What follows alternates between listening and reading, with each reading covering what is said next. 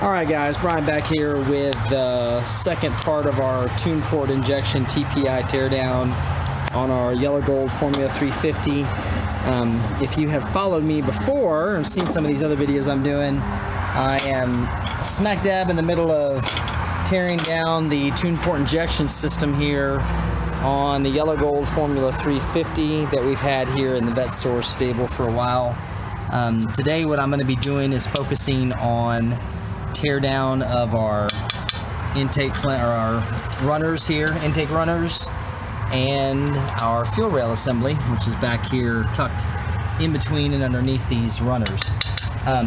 So if you haven't seen this before, part one of this video, there's a link up there at the top of the video. If you haven't seen that one, that's where I started, and I've kind of talked about doing this for a while. Finally got some free time to go ahead and take care of this. So what I'm doing is detailing this through different stages so you can see what I'm doing.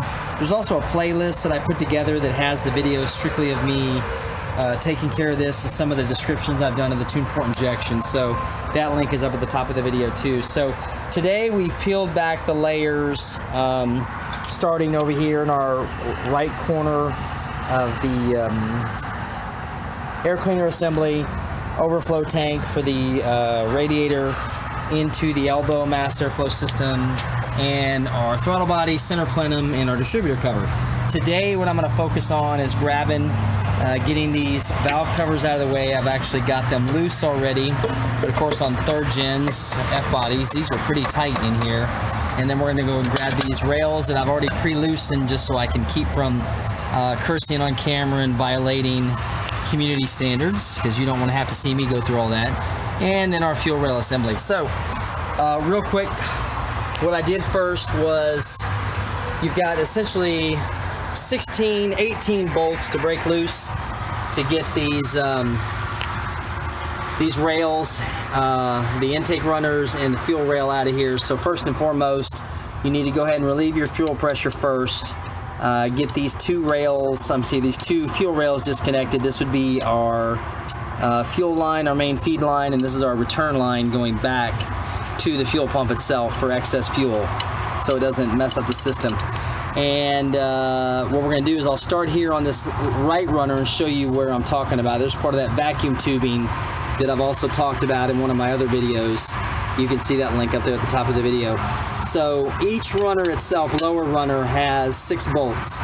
So you've got 1, you've got 2, there's your sneaky one on the back side that's hidden, if I can get to it with getting those out of the way. It's right there, it's actually on the inside. And there's number 3, right down here. I'm trying to visualize these so you guys can see what I'm looking at. Third one down in here. There's a 4th one there. There is a 5th one down in here in the dark. And our 6th one is right there next to that little fuel injector. And then on the flip side, for the driver's side, we've got, I went ahead and pulled this valve cover off already, but there's a bolt on the back side here. Where's my finger at? Right where my finger is. There's another one way back in here that I can't really show you guys, as I accidentally pull that one out because I already had it loose already. I'll grab that one in a minute. And there's another one right there. And another one here. And another one here. And then one more right here in the front, which is an easy one to get to. So real quick, since I have these loose, I'm going to go ahead and just take these out on camera. I don't need to get set up because I've already loosened these up. I just want to show you guys the process.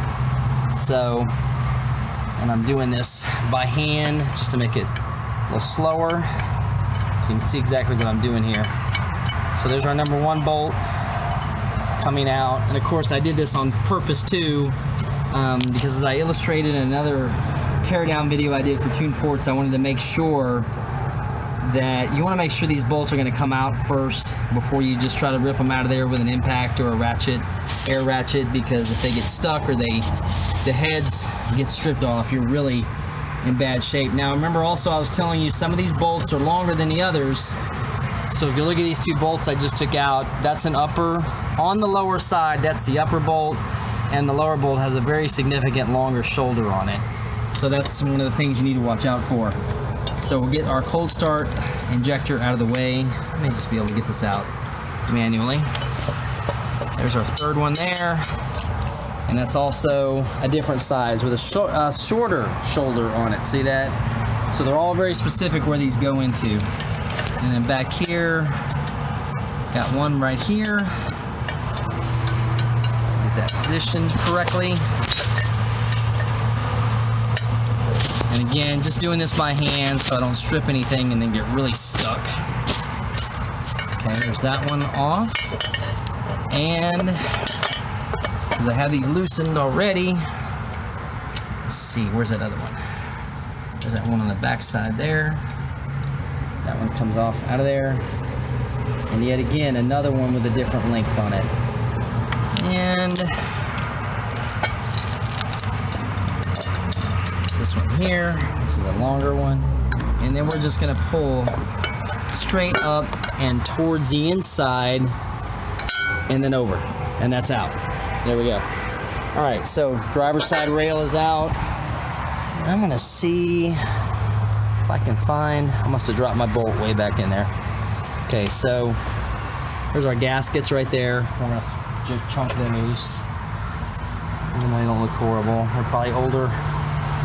And we're gonna take care of that, get that out of the way. And we got this loose already, so I'll work on that in a minute. Let me go to this other side, and we're gonna get this other rail off real quick. Hopefully this phone camera won't keep focusing in and out on me like it likes to do. My other phone was much better. So we got that one inside secret bolt I'm taking out first. I'm gonna put that there for right now. Then we've got this one here that I've already loosened. Yeah, we can tell summer's coming, guys. And let's see here. See if I can get to this one manually. There's that one right there on the bottom. And let's see. Okay, that one's loose. And these runners are actually in fairly decent shape. They're not all dented up like a lot of them get. So I'll probably be able to keep these and reuse them. And get our other one right here in the middle. It's a little tricky to get to.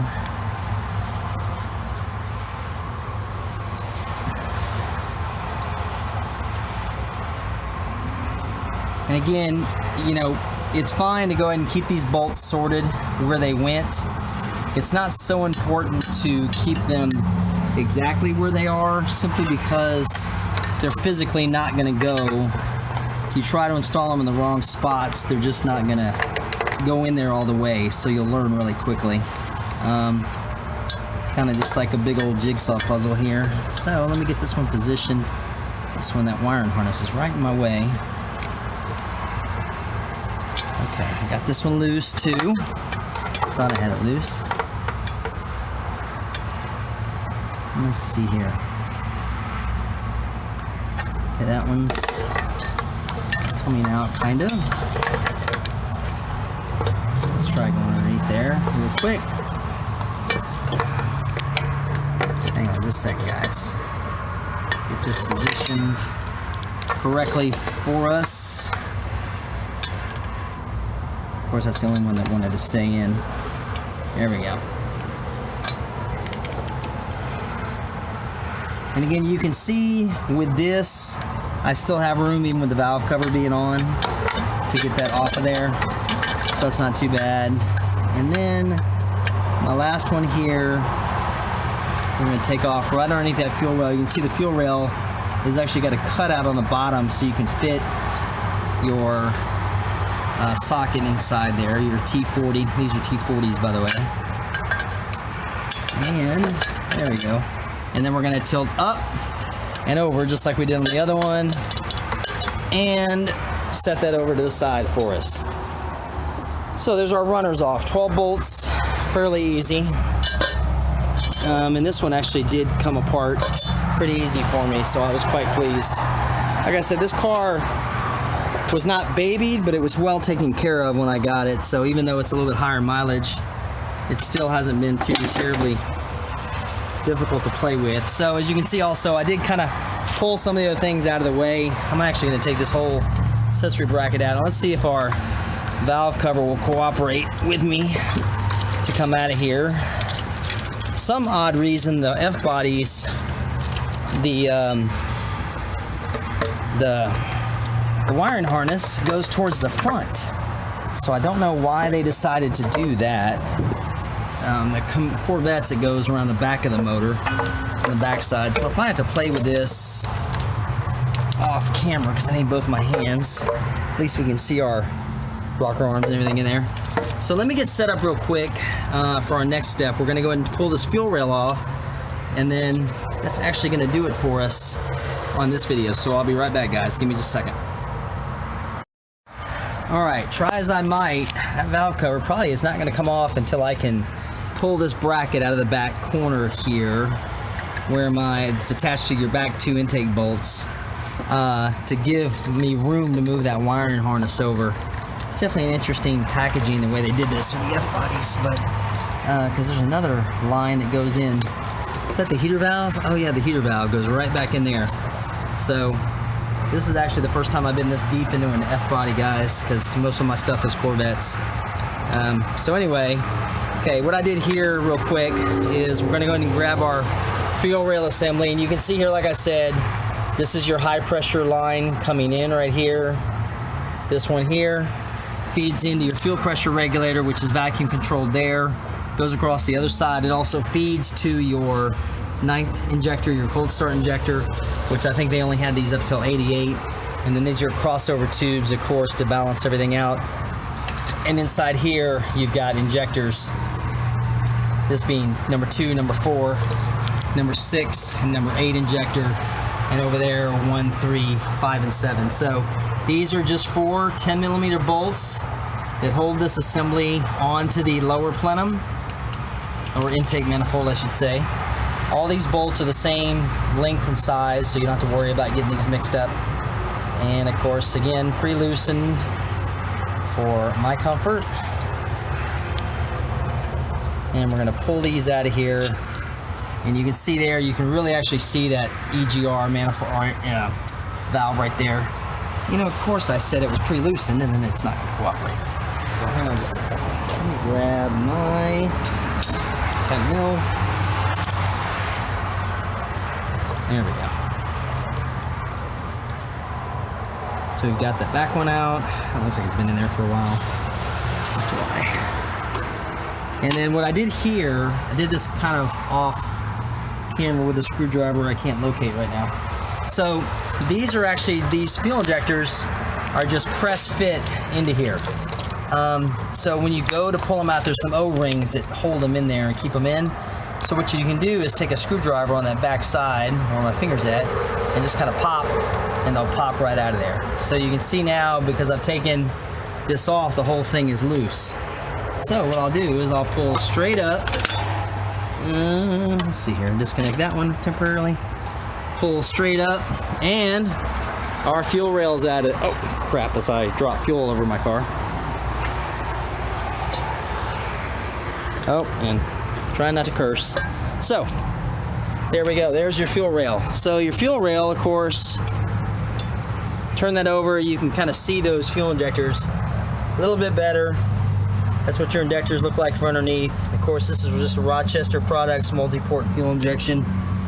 Kind of cool. They still use that. They use Rochester fuel injection all the way back in the 50s on GM products. I think even the Fords were using Rochester as well. So, kind of a neat little trivia thing. So that is going to get us to our lower intake, right?